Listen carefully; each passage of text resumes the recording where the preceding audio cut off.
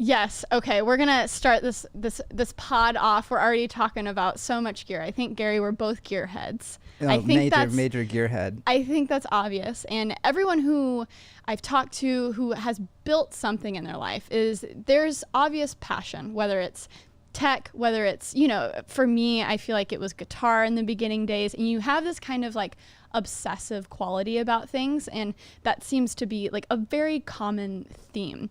And so I'm just going to intro you real quick. So you're the founder and managing partner of Initialized Capital. Your co-founder is Alexis Ohanian, who is very an outspoken, awesome individual, co-founder of Reddit. So Initialize, the little tagline is, we fund tech companies before product fit. So you have companies like Coinbase, Instacart, over $40 billion in market value, and you make YouTube videos. Oh yeah, I love YouTube. I love that so much. So that's why I'm so excited to chat with you. But going back to what I was just saying, what was that for you? What were you obsessed with as a kid that kind of was the first thing in your journey to then becoming, working at Microsoft, to building companies, and to where you are now? I mean, I think I was so lucky in that my parents were really just supportive of my obsession with computers from, even when I was 3 or 4. Like, I didn't learn to hold a pen and write things. I learned how to type on a keyboard, and I learned how to use DOS. And, I wrote my first story in WordStar. If anyone remembers that, they probably don't, because it was like the 80s. So literally, computers have been my life. And I learned about the internet when I was 12 or 13. And it was clear to me, oh, that's going to be the future. The infinite book. I saw this PBS documentary that you can find on YouTube now called The Machine That Changed the World. And from there, my whole life became actually about this machine that, even in 1993, 1992, it was clear it was going to change the world. And then now, I would have worked with computers for free. And I think I underestimated what would happen with what's happening today with technology and the value creation. And it still seems like we are in the beginning somehow. Oh yeah. And that's the coolest thing, is like we get to build some of it. I mean, I know you studied double E, and like just being a builder, now we get to actually create it, which is the magic of it. I mean, I think 100%. Of like making YouTube videos is actually really a powerful type of medium. It's as powerful as writing code. And that's why I find you so fascinating, because usually the VC community, they write blogs, they tweet, but that's kind of where it stops. And I think there's something with video that is... And it's a little boring. Yeah, exactly. It's not exactly the sexiest thing, right? I don't think the majority, normal people are going to sit there and read like a VC's blog. But it's been really cool to see your YouTube channel and some of your videos kind of, pop out of that inner circle and kind of share stories and share these things that you wouldn't think would hit the mainstream, but there's really great lessons that you talk about. And one of the first videos that I saw of yours, and it was a great title, you crush it with the titles, it was my $200 million mistake. And so it was when you were 23, didn't know anything about startups, and Peter Thiel offered you a huge equity stake in a company that he was building with some of your friends. So yeah, which is IPOing this year, which is crazy. Finally, 17 years later. So tell me a little bit about where you were in your life then. Graduated college, had a decent job at Microsoft, and you were like, nah, I'm going to stay here. Why did you say that? Man. I mean, well, so I grew up, child of immigrants, and honestly, actually, it was like computers gave me everything that I have, actually. And so that my, being at Microsoft was the pinnacle, right? Getting a super solid, today, getting a job at Google or Facebook. Yeah. I had health insurance. What's that and then like? What was cool? Oh yeah, health insurance is very important, actually. What's funny is when you're that young, it actually doesn't matter as much. I guess now it matters a lot. Literally, you triggered me when you said that, because I just turned 26, so that was the moment that I have to figure out on my own. So I've been spending the past month of just researching where to go, because when you run your own business, it's not as simple as just getting on the health insurance of your employer. So yes, it is important, but that's been such a journey recently. Yeah. Well, thank goodness for the Affordable Care Act and universal health care for all coming soon, I hope. Knock on wood. We'll see. Yeah, we'll see. Sorry, I interrupted you though. So parents were proud, working at Microsoft, health insurance, heyo. Yeah, I don't know. I mean, working on Windows Mobile was fun. So it was 2003. So what's funny about technology is I actually became one of the people who could build database-backed websites very, very early. So I got to work at the online agency that made the first Apple e-commerce store. Wow. And so one of my mentors worked directly for Steve Jobs to make that, and they won like all sorts of awards for the first time you could buy, I think it was an iMac with a credit card on the internet. And then the funny thing about tech is that by 2003, all of the web-based companies were sort of dead. The first Web 1.0 was over, and the hangover was pretty severe. Like, I wanted to work at a startup in 2003, and they didn't really exist, even in the middle of Silicon Valley, like coming out of Stanford in 2003. So the next best thing I thought was like, okay, well, the web is dead, which is stupid because Facebook wasn't going to be invented for another year. Wow. Like, if you wanted to invent Facebook, you would have invented it on the web right at that moment, right? And but I mean, that's one of the crazy lessons that I've learned over and over again. Like, every single moment in technology, it feels like it's over, right? This is the end of history. Everything that has been made will be made.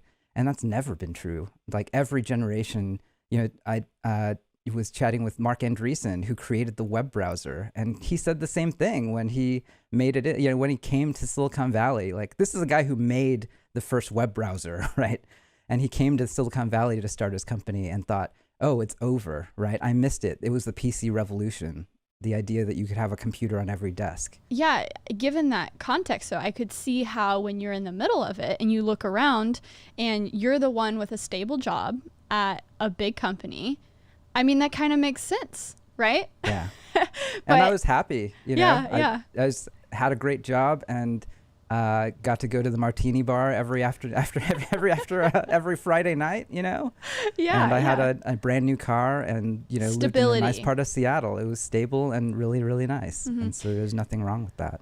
Well, and I think what you're mentioning is pretty on par with what's happening now, in that, of course, it's a lot of external forces of, shit hitting the fan in everywhere.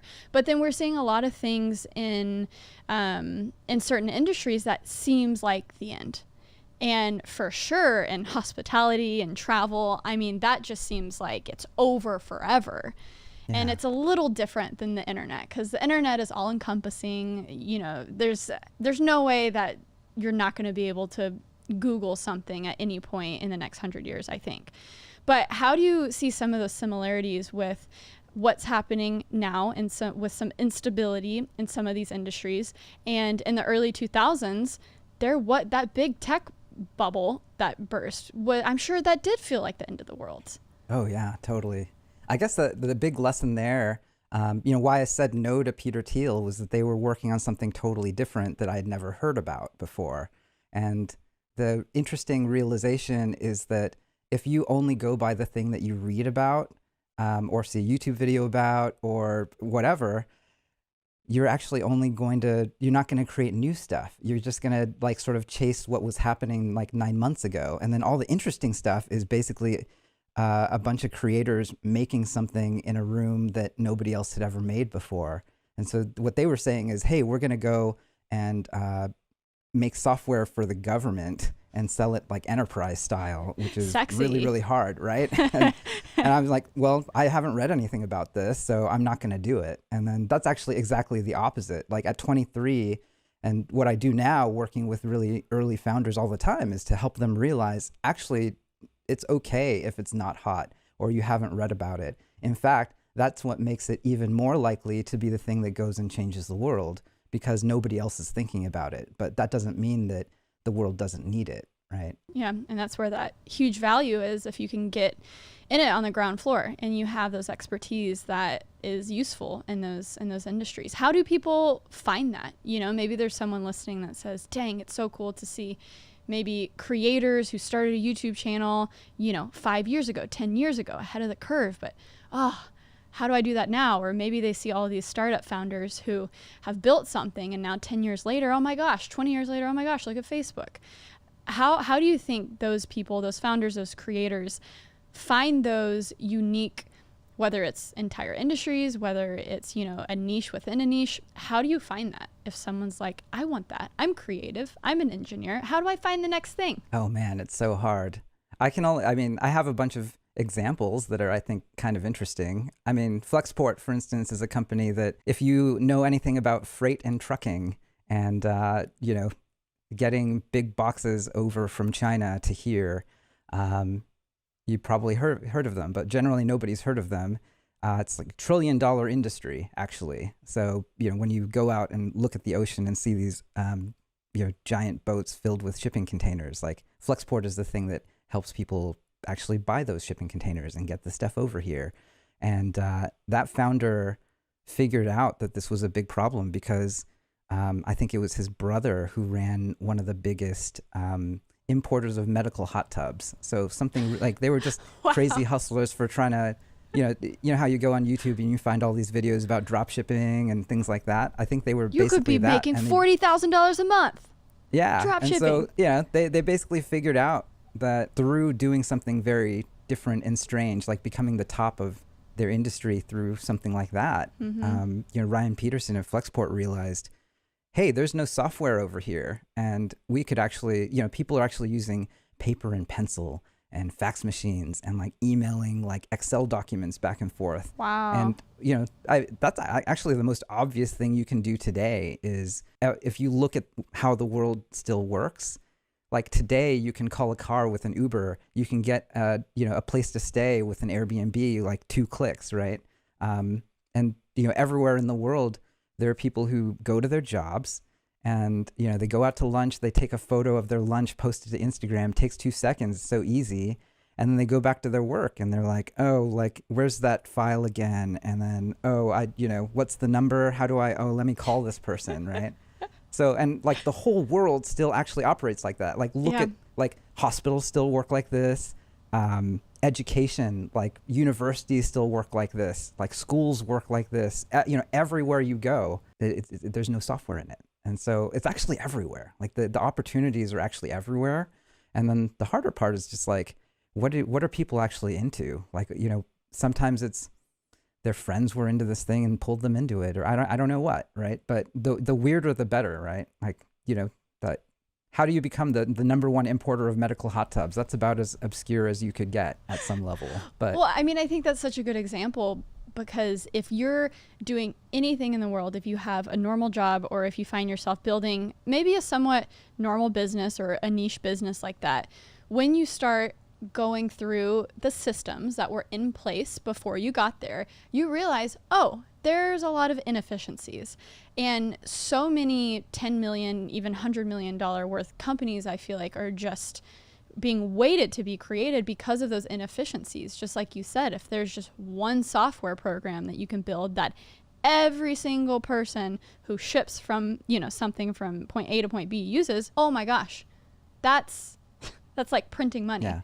And we're sitting in front of computers right now. We're like, if you just sat in front of the computer and like wrote, like it doesn't even have to be an app. It could be a website. Yeah. And the website like goes like that. Like here's something that people want, and here's this, something that people are going to pay for it. You just put them together, right? And it's like better, cheaper, faster. Yeah, and that's why it's so exciting. And I think a lot of people see that and they say, okay, well, easy for you to say, Garry.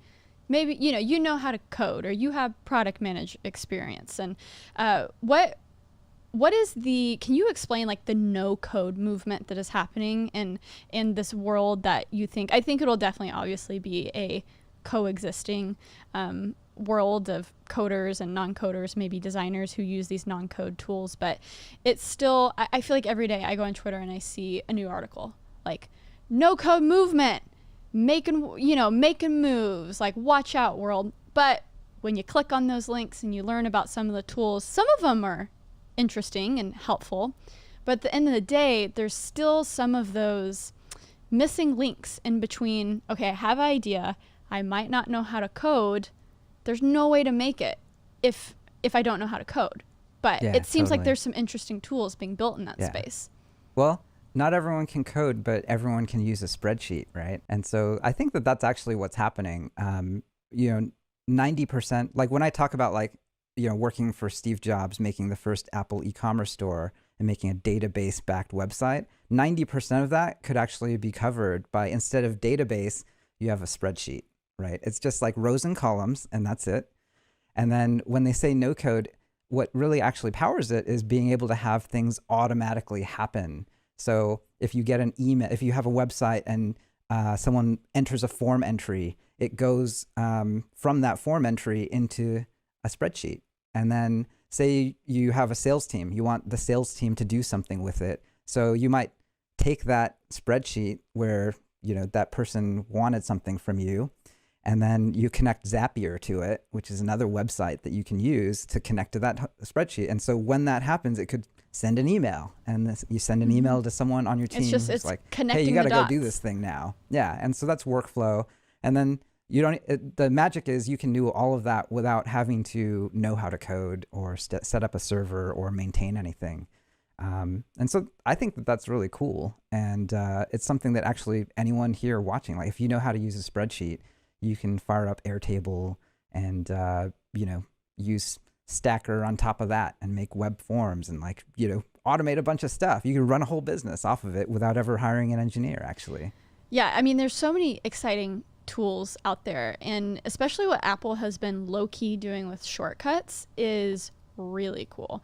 A lot of people don't even know that shortcuts exist on their phone. But there's so many things that you can automate just from the Shortcuts app, the automation app.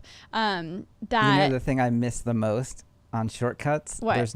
If you find this, you got to tell me. Okay. There used to be a shortcut to download YouTube videos onto your camera roll. Oh, did they take that away?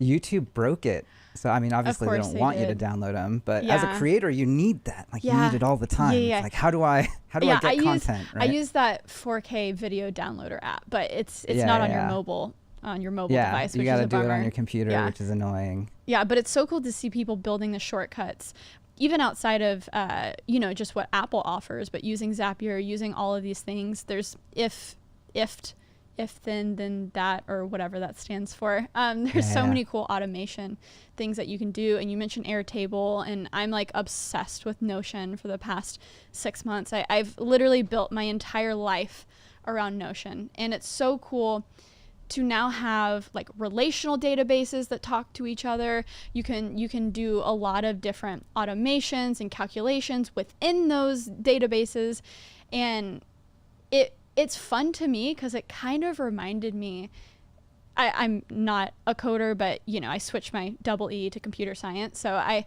have 3.5 years of that. College, okay, so, amazing. Yeah. Only difference, you completed your degree.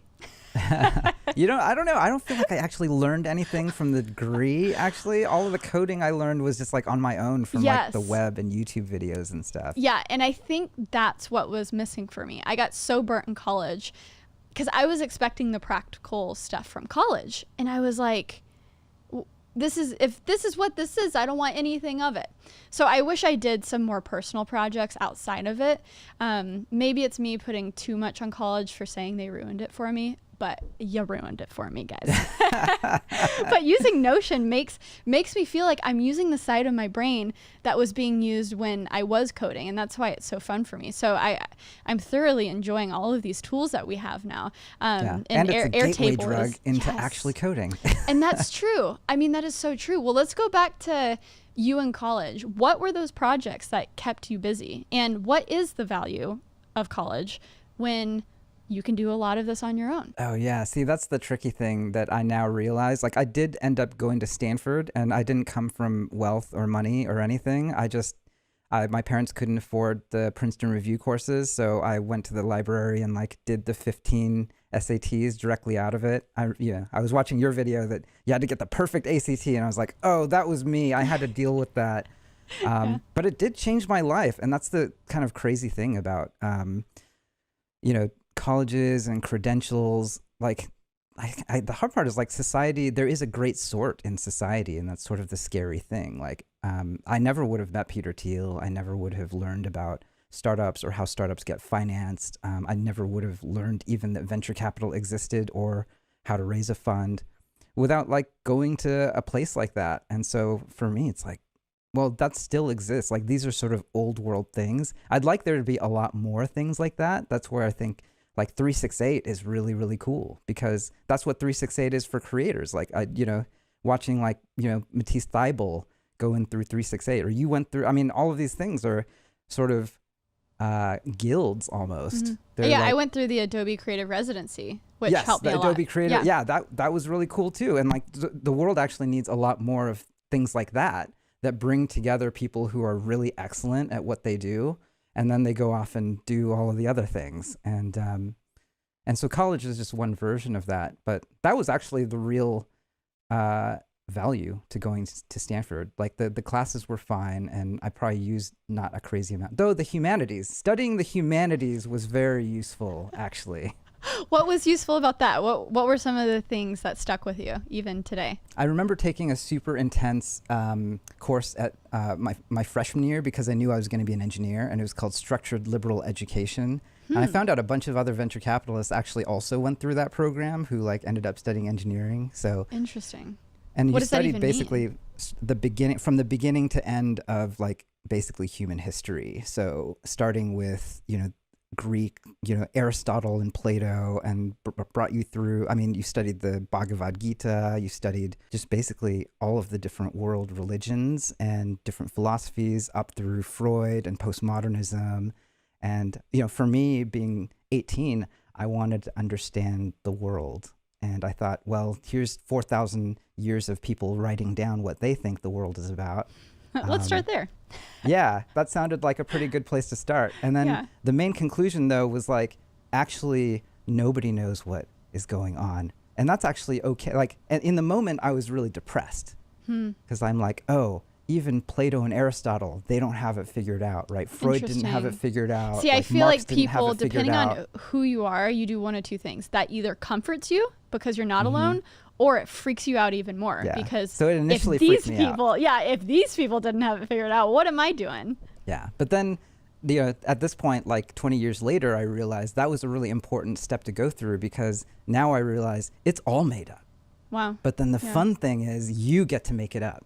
Like, and you're doing it right now, which is fun. I mean, that's the beauty of being a human being, and just like that's what we're put on this earth to do, actually. Which maybe is what Camus or Sartre said. So no, I love that so much, and I don't think it's a coincidence that podcasts, even though they've been around for 10, 20, 30 years, that they are having this resurgence because people want to hear just people tell stories and tell their story and remind you that you're not alone and people have gone through similar things and the struggles and the high points, and everyone has their own story, but there's something I find it comforting that even the most baller people at some point thought that they just wanted to give up, or they just felt so confused. I feel like with a job that's so outwardly facing, where people are giving you so many comments and so much feedback about you as a person. Oh yeah. I feel like I have to always remind myself that okay, you don't have to have it figured out. Like, I'm sure, people have come before me and figured this out. Yeah. But it kind of is a different beast. PR version. That's why other VCs, when they go out, it's like the most polished version of themselves. Right. And then I don't know. Life is too short for that, right? Well, so what made you start a YouTube channel? Here you are with, you're in venture, which is a very exciting world, lots of money, talking with founders, trying to build things, but at the same time, I feel like there is a desire to keep it, a little close to your chest. Don't share everything.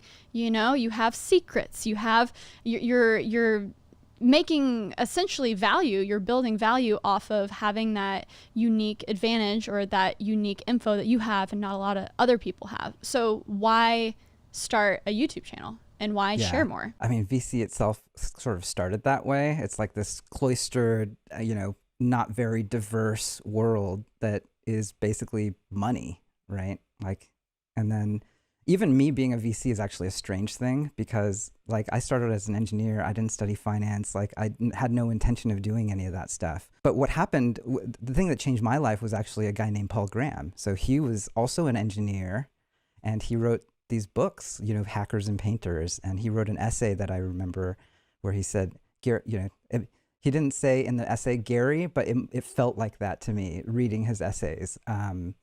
You weren't meant to have a job. Right. You could go work at these big tech giants and they'll just like take advantage of you. Like they need you more than you need them. And that really spoke to me. That helped me realize, oh, this is actually how the world works, right? Like the world wants you to be pacified. The world wants you to stay where you are. It wants to like commodify you into like a worker, right? Like into a resume, like to compress you down into like a single 140 character line, right? Those essays taught me, hey, I don't have to be that way. And then now realizing, so I actually met Casey Neistat. So through Alexis, he came by the office and I knew of him and it was really great to meet him. But then I saw how our interns interacted with him, they were, college students, they were 20 and they walked up to him like they were friends. And I was like, and that was sort of, and now like it's clearly what is happening today. Like that's why it's so powerful. It's a little weird though, obviously. I'm sure this happens to you on the street in New York City all the time. It's it can get people weird, just walk up to you. But right? the majority of it is good because I always say, I wouldn't even call it fame, but I say internet fame is the best kind because you're not a celebrity. You're not like your life isn't being affected by people quote unquote bothering you, but there's legitimately people coming up to you, whether it's in the streets or wherever you are, being like, I appreciate what you create. Oh, like yeah. that just actually gave me goosebumps.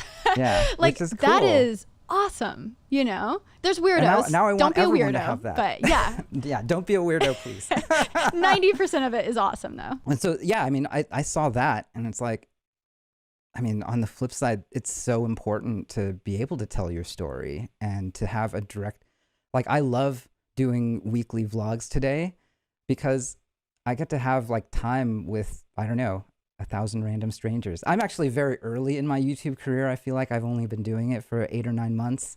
I have the gear of someone who has been doing it for years. Your gear game. And we kicked off this podcast talking about your setup and my setup. I am very impressed. Very impressed. Because coming from you, it means a lot. No, of course, because I just got to the level of using my fancy camera, my fancy audio to not only record, but also to, put it through Zoom. So now the person on the other end can see that too. I just arrived to that point. But the fact that you're already crushing that game is awesome. Oh man, I got my softbox. I love it. I have my sideline over here. Oh my gosh. Yeah, I got my visual interest. I got the full bokeh. This is like f1.2. So. Oh my gosh. I mean, you're basically a YouTuber. Yeah, Watch out, yeah. VC. Like, who needs to be a venture capitalist? You'll be a full-blown YouTuber in no time. Yeah. Well, I mean, that's the other thing that's kind of interesting about YouTube is like a lot of the people who try and teach you about business, they're also trying to get you to like join their course. Like, Yes. There are people who are very legit who are doing that, but some of them are like, oh my God, like, I don't really care about your Lambos, bro. Yes. Let's be real. That is such, I don't talk about it a lot because I don't want to knock people who do that because on one side, I think the internet is amazing and it's amazing that you can pay $100, $500 for maybe that's an equivalent of like, a year in college for something. But so much of it is BS. It's really hard to find those courses and find those programs that are actually legit, that are actually not like, hey, I'm going to teach you how to interview for a Facebook job. Pay me $1,000. What? And it's like a Google Doc. Why are you paying? Don't do it. Yeah. And so I guess it's, and maybe that's one of the things that these platforms are doing, whether it's masterclass or teachable. Maybe there is a level of curation that has come about because of that, but Those people that teach you about business, but their only business is selling their audience courses is just the worst. I'm like, no, Yeah, it's show brutal. me that you have success somewhere else, and then you can make a course, you know? So yeah, in the background, I'm like, look, I really care about people and I really want them to succeed. And it is magic when someone sits down in front of a computer and makes a business and has that business grow. And it doesn't have to be venture backed. That's the thing. It's like, I believe in software. I believe in tech. Like, tech changed my life. Tech changes lives for people who I know like every single day. And then I want like not a little bit more of it. I want a lot more of it. Like, everyone should sort of know this. And so that's sort of like my broader goal. It's like what Paul Graham did with his essays, I want to do with YouTube, and have this like direct connection with people who are watching. Yes. Okay. So there was one Paul Graham blog post that just wrecked me. I think it was 2 years ago. And again, it was probably posted like before I was even in this world. But I think Tim Ferriss talked about it in one of his podcasts, and it's one of his most famous ones. And it's the manager versus maker schedule. Oh, totally. That blog post, I had never heard that idea put into words like that, and it literally just seemed like it added framework to my messy brain and why some things weren't working, because this is a very creative job. Editing, filming, anything that requires creative output, you need blocks of time for that. If I have a phone call at 10 a.m. and a phone call at 1 p.m., I'm not going to be doing any productive creative work within that 2 to 3 hour framework between the calls. I'm just not, because I have anxiety about the next phone call. I'm prepping for the first, and I need at least 30 minutes to get into the zone to even edit a video that's going to take me 5 or 6 hours straight. Yeah.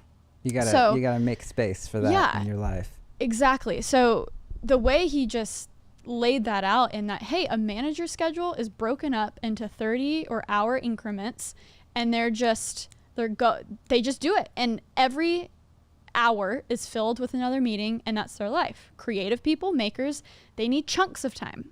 They need 4-hour sprints where they can do that creative work, whether they're coding or making a video.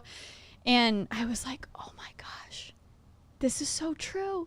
Yeah. This is amazing. He lives it too. I mean, I worked for Paul Graham for a number of years, and it was like, it's amazing to meet your mentors and then to work for them. It's unbelievable, honestly. Can we go through your history? Because it seems like you have just worked with, under, for like some legends. So what was the Apple website? So was that your first thing out of college, or was it Microsoft? Yeah, that was actually when I cold emailed when I was 17 to get my first programming job. And I just went on the web, and I was looking for people who made websites that I was very impressed by. And they had made this was 1998. So if you remember, if you went back and Googled what websites looked like back then, they looked like gray backgrounds with like borders, and then the blink tag and the under construction sign. So that was like what most websites looked like. The under construction sign, yeah. And then there was this one agency called Adjacency, run by Andrew Sather, who actually now works with me at Initialized. He was one of the first people to say, let's make a web page look like a real magazine. Like, we'll have a full page bleed. We'll use, JPEGs were new. Like, actually having an image that, could look like a photo was a new thing. And he would make a full page bleed, and he himself actually built that business off of cold mailing. It was like, even before email, in order to get people to even come on the web, you had to cold mail people. Wow. And so he made like these, he sent like 40 cold mails to tell brand managers and VP of marketing at like places like Land Rover and Power Bar and Specialized Mountain Bikes that the web was coming and you should pay attention to the internet. And it was a mail. And so he built his business on cold mailing, and then I got a job for them through cold emailing because I loved their websites. And then I was 17, and they were like, all right, come on, and we'll teach you how to write code and make these websites. Wow. And so how long did you spend there? Oh, it was like summers and weekends, and I just like worked whenever I could. So Wow. And the Apple website, were you on that team? I didn't work on that. I got to Okay. work on the Specialized Mountain Bikes website. Love and I it. got and then at the end of that summer, I got a stump jumper, a full like just awesome, That's awesome. suspension bike that I took on the trails Wow. and got injured on. Oh no. Well, yeah, That's what happens. I ride electric bikes all the time. My parents are always so nervous. Yeah. Like, Do you have "Be the new careful." Van Moof yet, or? I don't. I just ride Super 73. Oh, that's yeah. Yeah, That's the I'm other like, one I wanna prefer get. not to pedal at all. Yes, smart. Yeah. So after that, it was Microsoft. Yep. And then I ended up joining my friends who started Palantir. Palantir. Wow. Yeah. Okay. And then how long were you at Palantir? 2 years, and then I started reading Paul Graham's essays and deciding, shoot, I should apply. And I applied and got into Y Combinator in 2008 with a social network idea that we wanted to work on called Posterous. It's a blog platform, actually. And what year was that again? 2008. Okay. And then, So we 2008, were, you're big building a blog. competitors to Yeah. Tumblr. Tumblr. So why did Tumblr come out on top? Did they come out on top? Well, Guess I mean, like that's during that time. That's a good They point. definitely came on top versus us. Yeah. But I guess that's a good example of not allowing other people to sort of define who you are, because we were similar to Tumblr in that we were both a blog platform, but now in retrospect, we were actually more like Instagram because the iPhone was new. Everyone had the iPhone, and apps weren't a thing yet. Like the App Store was new. People didn't really know how to make apps yet. And so they would actually get their photos. The reason why we grew it to a top 200 site was that people wanted to get their photos onto their social networks. So I think like Facebook had less than 10 million users, Twitter had less than 10 million users. And so people wanted to post photos, and the apps didn't do a good job of it. And it was easier to take a bunch of photos, select a bunch, and then in Photos app on iOS, just click share to email. And then we were the first ones to say, just email post@posterous.com. Oh. And that was, because Flickr, you could do it with Flickr or any of the other I mean, on things. MySpace, I used PhotoBucket. Yeah, exactly. And there was like a secret password at photobucket.com, secret password at flickr.com, because they couldn't figure out the security. And then for us, we were like, we're going to use the headers to figure out if it's really you. And then you can just use post at. And so we were the first, that was like our trick that we've you need some sort of sleight of hand to get people to use you. And that was our trick to build a social network. And it's funny because when Instagram launched on the share page, today it's only Facebook, right? But when it launched, it was Facebook, Twitter, Foursquare, and Posterous. And so we were actually one of them. And so this is like a really good example of like a near miss, because that was actually why we were being used. And when Instagram came out, our growth actually flatlined. So, Interesting. So, which is crazy. So how long did it take to, because I imagine, this is your baby that you've built, and I'm sure there's ups and downs, but how do you know it's over? Like, how do you know that moment when Instagram came out wasn't just a pivot moment? Oh man, we didn't know for another 6 months. I actually remember getting an email from one of our investors, and he was like, "Oh, hey, you're integrated in Instagram. What do you think of Instagram?" And then it was actually Chris Sacca, who's a really famous investor who invested in at Twitter and Uber and these other things. And before I could reply, my co-founder replies, and he says, "Oh, Instagram, it sucks." And I was like, "No." And then our investor replied, "I'm very disappointed in you guys," and he never brought it up again. And it's just funny because like we didn't even know for like another 6 months. Like we just started looking at our Google Analytics, and like it wasn't growing. Like we grew like 10x a year, 2 years in a row, and then suddenly it went flat. And then you had to pivot, right? And then me and my co-founder didn't agree on what to pivot on, and that's when I went to work at Y Combinator. I was just crazy burnt out. But that's why now, like when I make my videos, I really want to sort of find the people. Like we had a shot. Like we could, I mean, it's ridiculous because like hundreds of people in Silicon Valley, like 100 different startups could have made Instagram, and like it's ridiculous to even lay claim to that you could have, but we were like, we could have been a contender, right? And so now, like, as an investor, I find that my whole job is like find the people who could make the next Instagram and then make them it. Like, you've got to be it. Like, this is what you need to do. Like, I didn't hire well. I was a terrible manager. I screwed it up, right? Yeah, and yeah. so how do I prevent other people from stepping in the same things that I did? And people do this all the time, right? Like 9 out of 10, 90, if you have like 100 startups in a room, like 90 of them are going to fail, right? Which is like really, really long odds. But, you know, if I can sit down with people and help them, like, most people die because of some sort of unforced error, right? So good investors can actually help people avoid death, I guess. Yeah. Well, and there's so much serendipity. There's so much. There's so many things you have to get right to be that app, to be that website that gets it right. Where it's almost like you have to be in a state where you're comfortable of just like failing onto the next until you hit that thing. And sometimes maybe people get lucky and that it's their first venture. Yeah. That's that. But I think that's why a lot of VCs say, okay, of course the idea is important, but what about the actual founder? What about the actual person who's steering the ship? And I feel like we're on this interesting wave of, I mean, it might be just because I'm so in it, but I truly feel like the new normal is going to be tech co-founder and influencer co-founder. And I can see that. There's so many people that have an audience, have influence, have a lot of skills when it comes to maybe not traditional product design and, you know, understanding the exact life cycle of a product, but they can get there if they understand how to build anything. If you are a YouTube creator, you have to be an incredible empathetic person to understand your audience, to make something for them. And that's just the truth. And that's product. Yeah, and that's actually translates. product.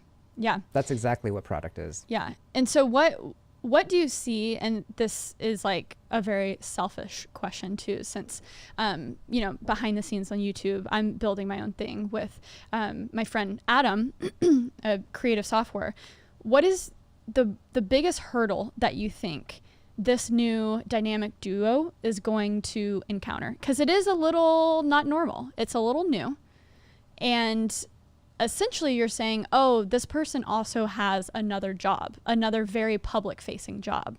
So what do you think is going to be some of the good and some of the bad that's going to come from that? I mean, there are lots of, I think about Casey and, you know, and Beam, right? And that, I mean, I think that was one of the best possible situations where, you know, I think that from the outside anyway, it looked like they had a great sort of connection between like the you know, product and tech team and Casey, and that it really worked well together. And that's sort of the model to me at some level is when it works, you know, can it work that way? You know, Mr. Beast is doing fascinating things with apps today, and he's super smart. And I actually met him through my friend Blake Robbins, and I think that he's onto something really big there. Or even what David Dobrik's doing with disposable camera. I mean, that's really, really cool to see. And then whether or not it works will actually be based on, is there that symbiosis, right? Like, can the creator understand the process of creating, building a team, hiring people, like managing, like even getting in the bug database? I mean, that's when you know you're really doing the work. When you're like sitting in the bug database arguing whether this should be fixed in this release or the next release, right? And, you know, you're probably doing it now. So. Yeah, I'm already there. We've completely... because, you know, the world is pretty overwhelming right now, but we've gotten to a place where we've stripped everything away and, okay, it's cool to have all of these 12 half-baked features, but let's literally strip everything down and go feature by feature. Start with the most important thing that we've been interviewing people and there's a consensus. Okay, this is obviously the most important thing, so we'll start there. Get that perfect, move on to the next one. And it's helped us to just break it down, and because it all seems so big when you're in it.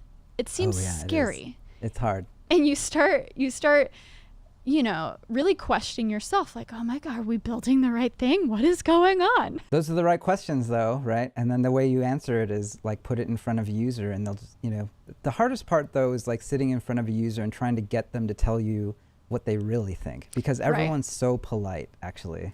Right. Yeah. Yeah. Except me, when I go on Twitter all the time, you know this, I will tweet Notion like twice a day. Hey, fix this. Hey, here's an idea. Hey, do. And they're a really good example of people. They're always on anywhere and they respond really quickly. They make you feel heard. So I think when it comes to customer service, that's huge, is just making the user feel heard. You know, there's this great tweet from the founder of Zoom from last year before they IPO'd, where he's in the thread just like getting, you know, oh, what version of Windows were you using? Like he's literally doing it on Twitter. I love that. It's like, of course it's $100 billion company, right? Like they built something, they built a culture and like a whole organization that's built around this being awesome. Oh, I love that. When Initialized says we fund tech companies before product market fit, that's y'all's ethos, or not ethos. Is that the right word? Y'all's maybe tagline. A mantra. I don't know. Mantra. Yeah, that's our tagline. Yeah. There you go. How? I've always found it so fascinating. Seed investing or anything around that is okay, kind of before there is a fully formed product, you know your customers. And it seems like there's a lot of risk with that. You're investing in something that you don't quite know has a fit out there in the world. So why and what is the biggest challenge with that? I guess like our cheat code is like, because we built this stuff, when we look at other people's products, it's like, oh, that is well made. You know, there's this great thing that Steve Jobs talked about once where, you know, how a cabinet maker can actually tell if another cabinet maker is good. They don't look at the front. Anyone can look at the front and say like, oh, it looks nice. What a cabinet maker does is turn it around to the back. And then if that part is finished, then you know that that was made by someone who cares, who's like capable and smart, and you know, that's how you know. So that's sort of our cheat code. I mean, when I met Apurva Mehta, who created Instacart, he was just like 1 or 2 people starting out, and I was one of the first 100 people to try Instacart. Wow. So at that point, do they have a product that's actually out in the world, or is everyone only like doing small betas here and there, or what stage of the product is it? He was a friend of a friend, I guess. So, you know, a friend of mine was like, you got to try this. And I was like, yeah. And then they wanted to get into Y Combinator, and I was a partner there, and I could have, and he emailed everyone. I was the one who replied, and I said, oh, it'd be almost impossible to get you in right now. And it was like a 10-week program, 5 weeks were over. And he was like, oh, so you're saying there's a chance, which is like such a great, it's like, man, a founder is really like that. Cause you know, founders get like said no to all the time. And he's like, oh, that's my in. So then he actually, you know, used his own app. He had a driver app, and he had like a working like app that you could, you know, buy stuff from. He actually had thousands of products in the thing. He had hired 2 people off of Craigslist in Mountain View, California. And someone knocks on my door at the office, and he's like, hey, delivery for Garry Tan, and it's a 6-pack of beer. And I was like, oh, this is crazy. And I downloaded the app, and it was, you know, totally working. It was ready to go. And like it was 2012, so we were seeing tons of people trying to pitch. Like Uber was out as an idea, like the idea that you could have a large workforce being totally deployed by the smartphone. That was a new idea that wasn't quite proven, but it was very interesting. And so I was reading thousands of YC applications for people trying to do it, but here is someone who actually did it and sent me a 6-pack of beer. So I was like, oh, this is like basic intelligence test. I love that so much. And there's always those stories of the person just taking that extra step. In a world where people are doing the bare minimum, if you can take that extra step, you're going to stand out. And that's what that sounds like. It's hard to extrapolate, right? I mean, the hard part is like you have to have the right idea and the right need at the right time. And the reason why a lot of people didn't fund Instacart was Webvan. You know, there were people who said, oh, Webvan, that was a big colossal failure from the first boom where they had warehouses, and, you know, venture capitalists. And what's like different? The timing. A ton of money. Yeah. The difference is like 80% of people who could be drivers had smartphones in 2012. And that was like the moment for that idea, actually. Right. Timing, so important. That product market fit.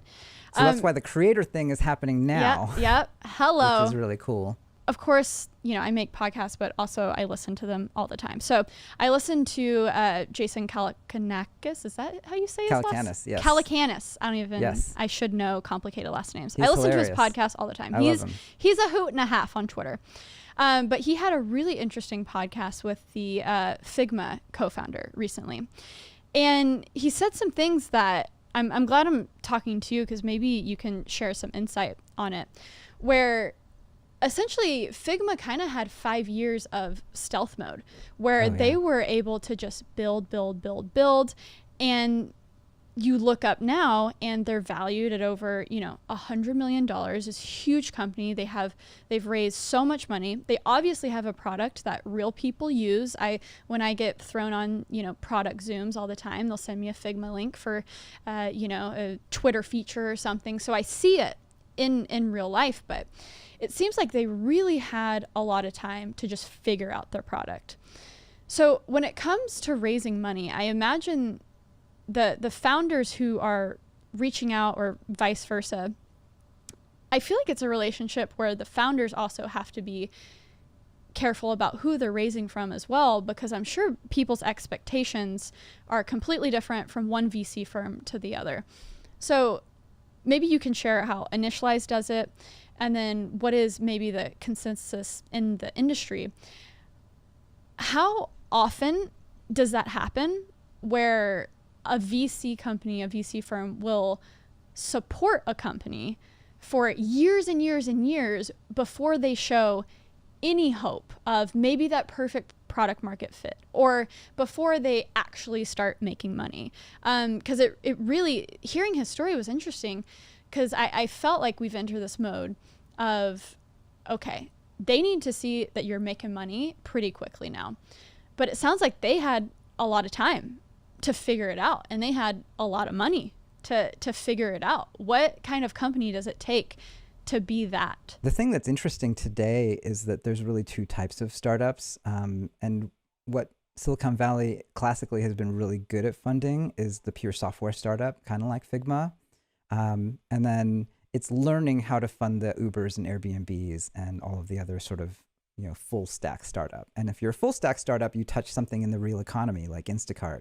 Like, that's all operations, right? You have the software piece. The software piece almost is the easier part. The harder part is like, how do you nail operations and marketing and like actually make enough money to make it a really good, profitable business? Like, Instacart was really smart, because when all of their competitors out there were actually, competing, they wanted to make the graphs look up and to the right. So they kept launching more cities. And Instacart, instead of launching new cities, they said, we're just going to be profitable in San Francisco. And then that's why they won, actually.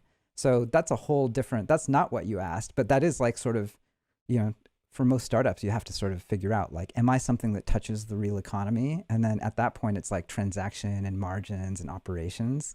And then what's funny is like, finance will actually value that less. So $1 over here is worth less than $1 over here, because, when you buy $100 worth of groceries, like Instacart gets like, a single digit percentage of it, right? Whereas like when you buy a Figma subscription, like all of it goes to Figma. So, which makes sense, right?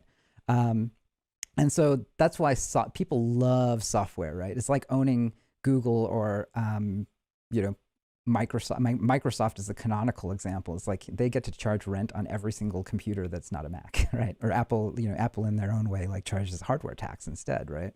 They give away the operating system for free. So that's like one of the really interesting things. Like, there's really two types of startups, like, stuff that touches the real world, and then pure software. And then Figma, they were sort of chasing Adobe, right? Adobe, knew was a very valuable company, period. And then you can look at the market that they have and look at that like, oh, wow, wait, there is a lot of potential. Yeah. And in a way, like, it was actually very understandable, because I still use Photoshop, actually. So I'm dating myself, but no, same. And so, but it was kind of an obvious thing to say, well, the Photoshop for the web is going to be a thing, and you have to rewrite it from scratch in order for it to be collaborative, actually. And so that's going back to platform shift. I mean, the reason why Posterous could exist in 2008, whereas it wouldn't have existed in 2003 or 2004, was the iPhone, right? People wanted to email photos. Like, anytime there's a change in the technology platform, then there's actually an opportunity. And so Figma was really, really smart, and they probably did it right at the right time. Like it takes like 3 or 4 years to build really good software, actually.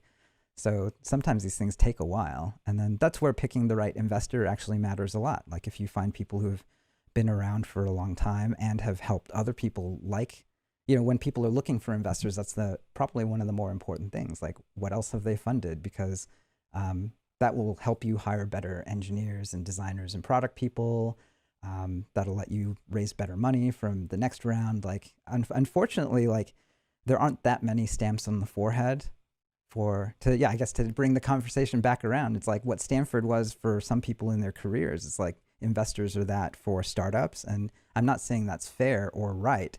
It's just like in a world of finite capital and finite attention, like these are sort of the things you have to think about when you're trying to put something together. And so Figma had incredible investors who were very patient, and they had a thesis that they could rally around that like seemed inevitable. They just had to build it. And not everyone has that luxury, actually. Like, it's hard, right? Like, but then again, I'm saying that it's inevitable and like was obvious, but you can only say that in hindsight. In the moment, it was probably one of those other pitches that was like, oh yeah, they're gonna make Photoshop for the web. Like, lots of people are trying that. I mean, that's why this job is so hard. It's like pretty insane, honestly. How much runway do the startups that you guys invest in have? Is that unique that's a great question. to each of the startups? So the good thing is, I mean, if you have really good investors, they'll actually help you make the decision. And so, typically people try and go like 2 years if it's fast, or, they can stretch it to 3 or 5. We have some companies in the portfolio that have 4 or 5 years of runway, and more traditional VCs would be like, come on guys, I have a clock. Like, I got to return this money or something. But for us, it's like, those are teams that are working on really technically difficult things. And it's like, it's actually good that if they took 5 years to make something that nobody else has, like the next best competitor is 5 years behind at that point. And, going back to actually one of the more important things when it comes to startups, like that's a moat, right? Like, if there's infinite money and then infinite competition, then having a moat, like having a 5-year head start on everyone else, that's really, really powerful. Mm-hmm. Do you think that's what makes you unique as, a managing partner at a VC company, that you have that perspective of what it means to be a product manager, an engineer? You aren't just kind of a finance dude? Yeah, hopefully. Yeah. I rely on my community to keep me real that way, right? Like the thing is, money changes people, and I've seen it change people I know, and it's one of the things I'm very scared of, actually. That's interesting. Is there something that you proactively do because when you say you're scared of it, is it, or how it could change you, or you've seen it change your friends? Is there something that you do that kind of guards you from that, of like, obviously you're going to be making bank? You probably are compared to the rest of the world. But is there something that, this is probably like the most niche question, but if it's on your brain, I'm sure you're thinking of it. I try and surround myself with people who will call me on my BS. Yeah. Can't just have yes men. Right. That's the scariest thing to me. I actually talk about it a decent amount on my YouTube channel about, how should founders actually manage like their own position as a manager, right? Like, how do you make it safe for people to come to you and say, hey, that's effed up. Like, there's something wrong over here, right? And I actually struggle with it a lot. I mean, Steve Jobs, for instance, is a very fascinating character for me. In a recent episode, we talked about how, do you remember when Mobile Me came out? He actually came out and took the whole team and sat them down in an auditorium and then asked them what Mobile Me was. Sorry, this was not Mobile Me. It was, yes, it was Mobile Me before iCloud. This is the product before iCloud. They said, why doesn't it do what you said it was supposed to do? And then he took the head manager of that whole team and fired them publicly. And he was like, you should be embarrassed. Like, you have disgraced us. You've disgraced Apple.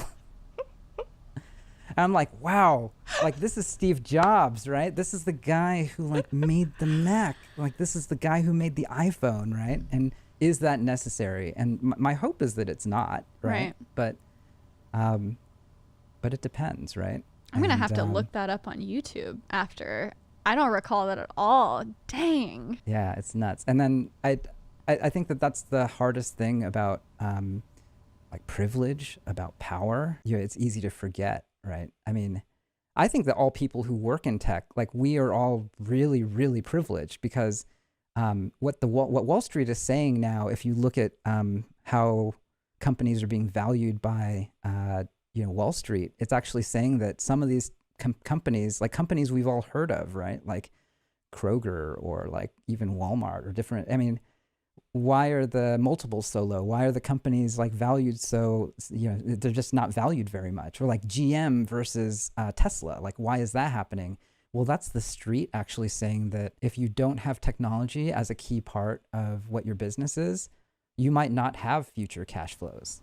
Like you might not have a business in 20 years. Wow. Right? And there's like risk, right? Like there are people who talk about holding on to incumbent businesses is actually possibly like taking long-term risk, because the funny thing about finance that I had to learn is it's not about how you're doing now.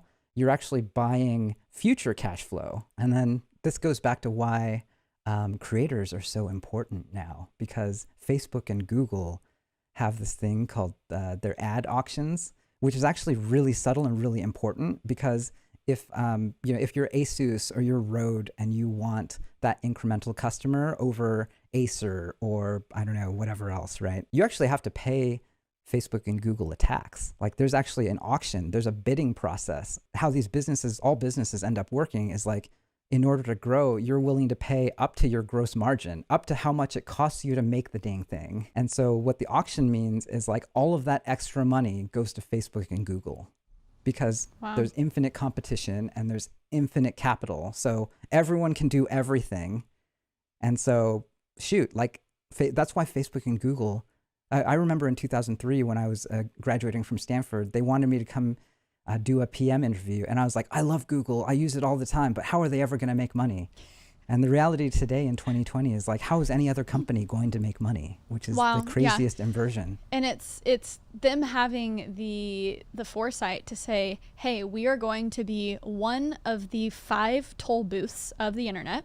And we're going to take that toll, that tax every time someone wants, a piece of our attention. And that's essentially who everyone is, whether it's Amazon, Google, Facebook, YouTube. But then we have our YouTube accounts and the YouTube accounts are ours, right? Yeah, hopefully. I mean, I know, right? Sometimes they just disappear into the ether. Oh, I know.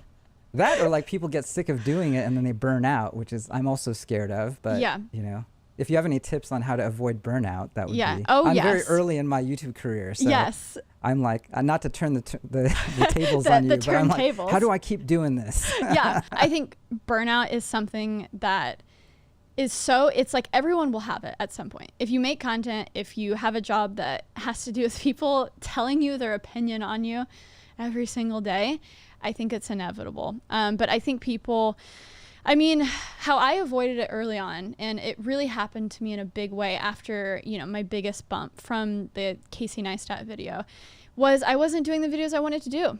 I was doing daily vlogging because that's what Casey told me to do. Daily vlog. Got to post 5 times a week, and everyone was daily vlogging. And I kind of had to sit back, and when they weren't even doing that well and it wasn't fulfilling for me, that was a good opportunity where I was like, okay, you got to pivot. You got to bring the quantity down. Don't feel like you're held to a schedule, and just make what you want to make, put it in the container of what will do well on YouTube. Don't forget that you're trying to make a job out of this. You can't necessarily be like, I'm just going to make what I want to make, and then not worry about thumbnails, not worry about titles, not worry about your audience, because they're obviously the reason that you're doing this. So it was one of those things where I'm grateful I took that pivot and kind of went back to how I started and just talking about the tech I'm interested in and the cameras and the laptops and adding my story to it. And hopefully people will come to each video because they care about me, not because, okay, well, I don't care about this piece of tech, so I'm going to wait until something's interesting. I think that's the bigger challenge, is making videos that are niche enough, but at the same time, your audience, everyone who subscribes, each video you post is going to be for that subscriber, which is a hard balance to keep.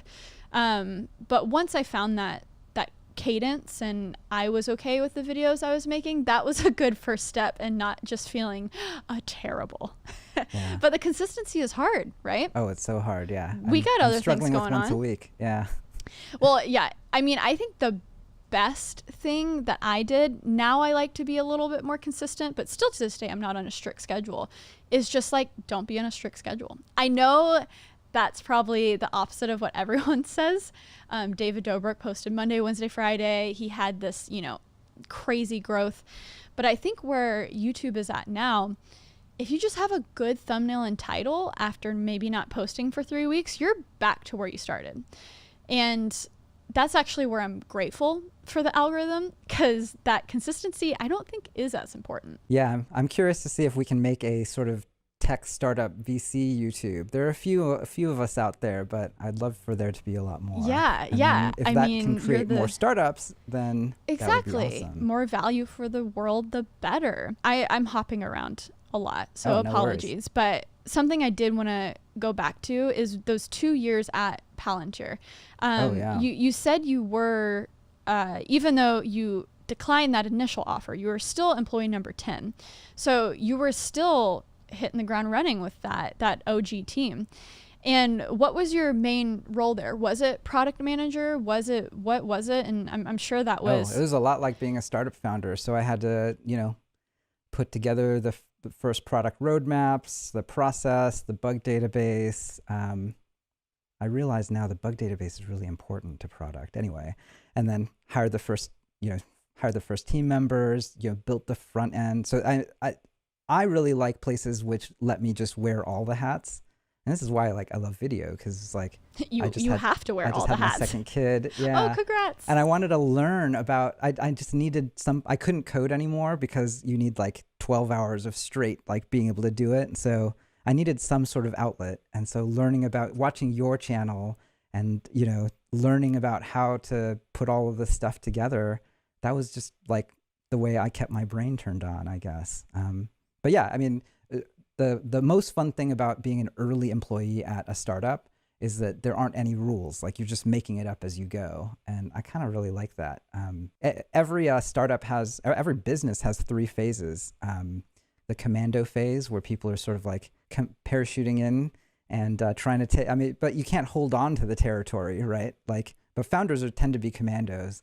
And then at some point, it shifts into, you need to manage an army, actually. That's where you have to be a general. And then after you've won and you IPO'd or sold the company or whatever, then it's the police, right? And then the interesting thing is most people who work in knowledge work, they're actually in places that are more like the police. You need someone to go and keep the system running, but you don't get to be a commando. You don't get to be, running around doing new things all the time. And so I think that's why I always really was drawn to more risk and the earlier stuff. Because, there are people watching this now who, part of it is if you're happy and doing what you're doing, don't change, right? There is this idea that it's sexier and more fun to be earlier. For me, it's I actually worked in these places that are much later, and I was dying, actually. I needed that martini on Friday night, because exactly. It was I was crying because I couldn't do I couldn't affect the world at all, right? Right. And so people will self-select is the thing. I do think that it's a little dangerous. This is another success porn sort of thing that's scary for startup. I'm probably in danger of doing it myself, which is look, startups are not for everyone, right. And they're really brutal and hard, right? Mm-hmm. As I'm sure you're in the middle of, So well, as a avid consumer of the content as well as a creator, I love movies or documentaries of these founders and the whole startup story. And even though it's a slightly cheesy movie, I love the movie The Intern with Anne Hathaway. So I'm my expectations all right, already a year in, we're going to have our dope space in Brooklyn where I'm going to be riding my Super 73 around the office saying what's up to people. You kind of dream about this ideal scenario, not it being 11 p.m. and trying to learn Jira to learn how to read the bug reports, Yeah, totally. So They don't put that in the movie. They don't put that in the movie. You know, I haven't worn my freaking fancy jacket in so long, you know, with Corona too. I'm like, oh, I kind of miss some of the conferences and the more, I don't know, like, those are fun, the more fun parts of this world. But there's a lot of stuff that people don't tell you about. But going back to that, you know, the being at the beginning of the product, what makes that perfect product manager? Because people say that very, like, product manager, okay, you manage the product, you build timelines, but what did that look like for you there? Oh yeah, that's a great question. I mean, that's the fun part, but also the really hard part, because here's this thing that the world needs. And who, you know, the more specific you are about the person, the better. And then what is their problem? What is the problem we're trying to solve? And then you have to sort of distill that into basically features, like, you know, here's this screen that goes into this screen that goes into this screen, but what if this happens? So that's like the feature level. And then you've got to sort of map that to what do the users actually want? And then you also have this other thing, it's kind of like a jigsaw puzzle. It's like, how do you actually fit all these things in? Because then you have a finite number of engineers who can do like only so much in a couple of weeks.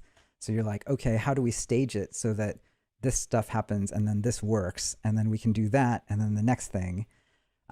That's really, you know, the simplest way I could explain what a product manager does day to day. And if you zoom out, what that means is you're helping manage people, if not, you know, hire, you know, sometimes you're hiring them, sometimes you're, you know, doing a lot of stuff there.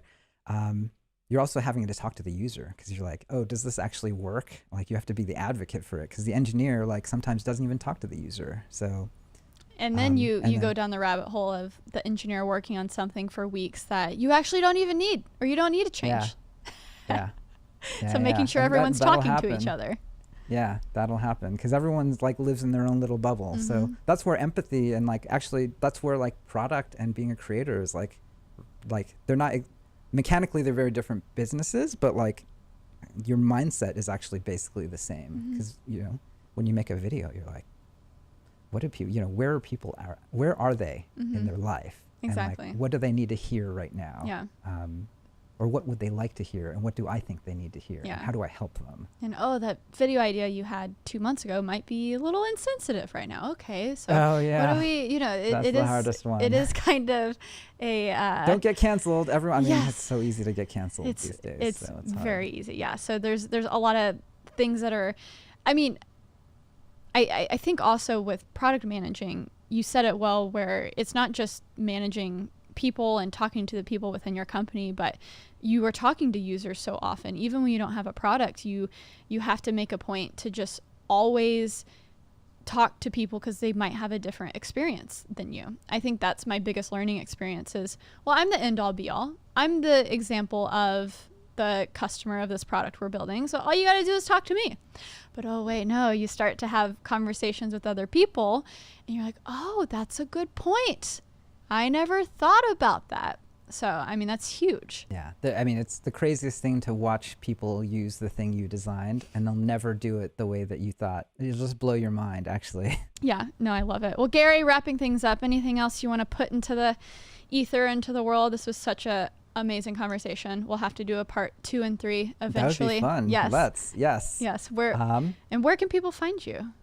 Oh, yeah. I'm just Garry Tan, GarryTan, on all the platforms. So Twitter, Instagram, and on YouTube. And my DMs are actually open on Instagram, which is an interesting experiment. Ooh, but that's my like been? VC version. That's my VC version of talking to my users. I actually love it. And it actually helps me a lot on the content side. Awesome. Because things that I think are obvious, it's like, oh, well, actually, no, like people really need to hear this. How has that been? Are you having like long conversations with people? Like, are they asking you questions about their companies and stuff? Oh, definitely. Yeah. Learning a lot. I mean, that's starting a startup is so hard. That's the thing. And I think that's the danger with like being too focused on like VCs are all in their PR world. Like everything is heavily processed and like perfect. And my whole thing is like, I don't have an editor. I just like put out whatever I think is actually valuable. And then I hope people just, I'm not perfect. Like I'm very far from perfect. In fact, my imperfection is what allows me to do my job better. I love that. Because it's like, here's a thousand ways I screwed up. Like, I don't want you to screw up in any of these ways, actually. Yeah. No, and that makes for a great story. And it has been a lot of fun. It's cool to see, the fact that it's you and Alexis, both of you have such this public facing face on the internet. So it's been cool to watch the journey and all the money that you guys have been raising. I mean, what was the huge announcement that you just announced like a few weeks ago? Just raised another $230 million, which is an outrageous amount of money, but we're supposed to give many, many multiples of that back in another 5 to 10 years. So Yep. Love it. It's basically just, celebrating the beginning of the race. I love that. It's always fun. No, and it's so exciting. I love everything that you share. Keep making YouTube videos. Don't get burned out. Thanks, Sara. The world needs you, Garry, and all of his Thanks links. for your inspiration. Of I'm definitely doing course. this at least partially because I saw your videos and learned a lot from you. I mean, so thank you. Yeah, that makes me so happy. That's always just so fun to hear. Because at the end of the day, whenever I get a hate comment, whenever I get anything, to do with that, I just remember the people who are doing things in the world. Those are the people who say, hey, you helped me with this. And that's all that matters. That's really all that matters. That's all we can do. That's all we can do. Well, everyone check out Garry. His links are in the show notes below. Thank you so much for this epic conversation. Make sure you're subscribed to That Creative Life on Apple Podcasts, Spotify, Google, YouTube, wherever you listen to your podcasts. And until next time, guys, thank you for listening.